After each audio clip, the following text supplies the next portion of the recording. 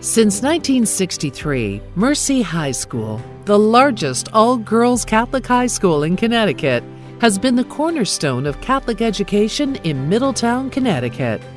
In a few short months, the class of 2014 will mark over 8,000 graduated Mercy girls from our campus. In 1961, the Most Reverend Bishop Vincent J. Hines, Bishop of Norwich, proposed the establishment of two high schools, Xavier High School for boys and Mercy High School for girls.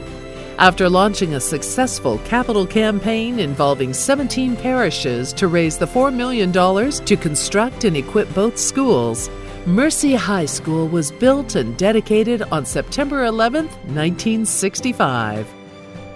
The faces have changed. The uniforms and hairstyles have varied. Decades have passed. Let's revisit the past 50 years through quotes taken from our Mercy alumni.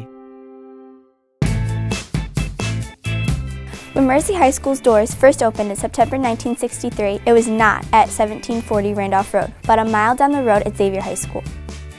Although we were bussed in together, that was the extent of boy-girl contact. Boys were on the first floor, girls on the second floor, except for the library and chapel. Needless to say, I found a lot of reasons to go to the library, and I've never prayed so much in those first 2 years.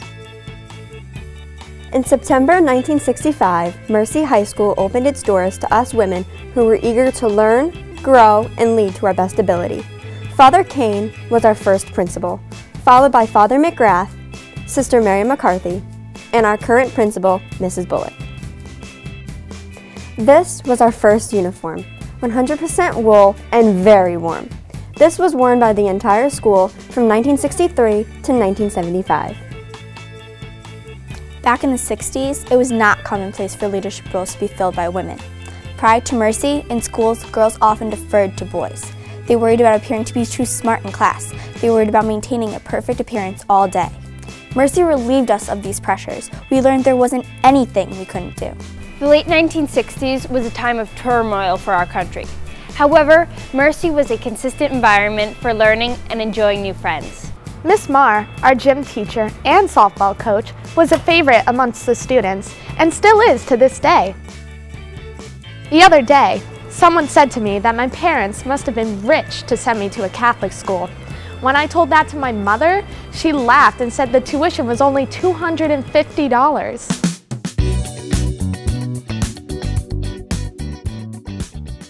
Our uniform changed. We are now wearing polyester and machine washable, and each class had their own shirt color to show class distinction. Do you remember Sister Eleanor doing skirt checks?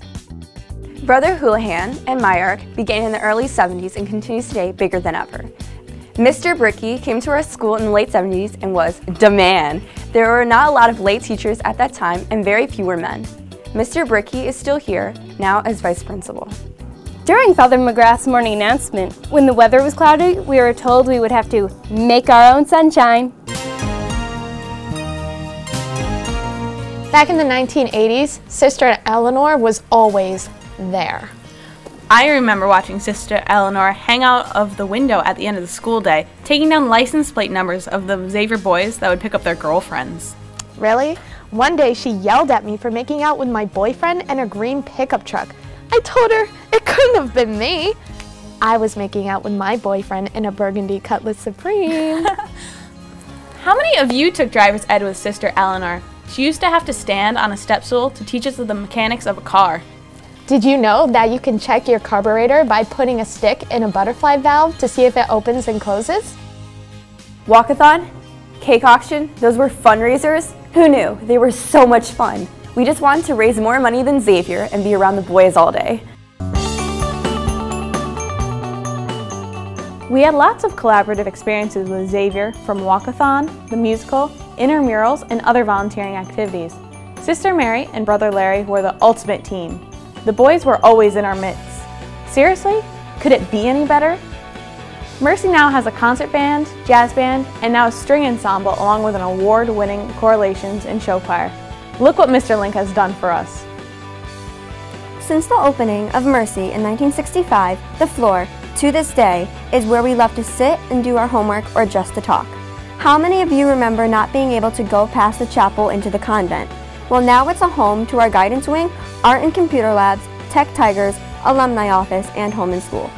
Do you remember your guidance counselor? Well, now we have 4 full-time school counselors with all of the resources available today. We're getting into top colleges: Notre Dame, Fordham, Brown, Harvard, Yale, and Princeton, and with academic and athletic scholarships. We are so proud of our new gym, a state-of-the-art facility that suits many great games and is carefully monitored and manicured by TK. I didn't want to go to Mercy. I wore my mother down, but not my dad. He held firm and told me it was for my own good, and I would understand one day. My father passed away 4 years ago from cancer.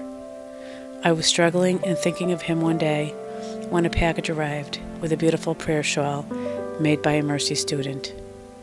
Dad, I understand.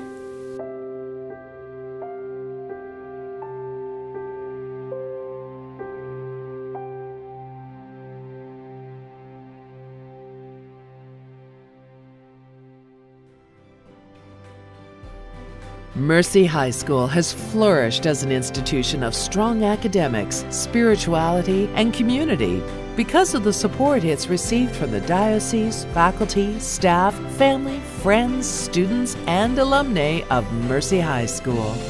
All have added to the spirit that is Mercy, and we hope you're proud and honored to be a part of Mercy's history.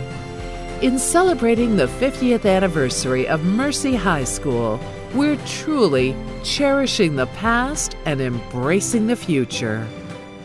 Mercy has grown so much over the last 50 years. What did the next 50 hold?